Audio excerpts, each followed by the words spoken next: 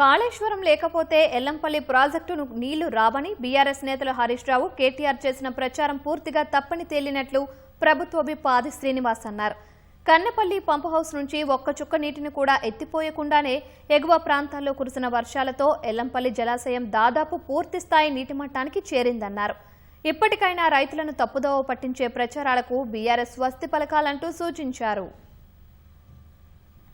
కాళేశ్వరం లేకపోతే ఎల్లంపల్లికి నీళ్లే పోవని చెప్పినటువంటి అబద్దాల ప్రచారం చేసినటువంటి హరీష్ రావు గారు, కేటీఆర్, బీఆర్ఎస్ కు సంబంధించినటువంటి వారి వాదన డొల్లే అని తేలిపోయింది. ఈసారి కాంగ్రెస్ పార్టీ హయాంలో కట్టినటువంటి ప్రాజెక్టు ద్వారా మిడ్మానే డ్యామ్ కు నీళ్లను ఎత్తిపోసే ప్రక్రియ కూడా ప్రారంభమైంది 2-3 రోజుల నుంచి.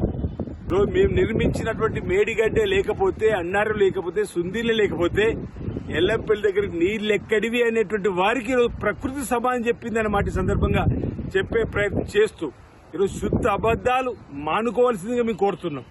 కాంగ్రెస్ వచ్చిన తర్వాత ఇబ్బంది అని చెప్పిన మాట, కరువును కూడా రాజకీయం చేయాలని చెప్పి చూశారు.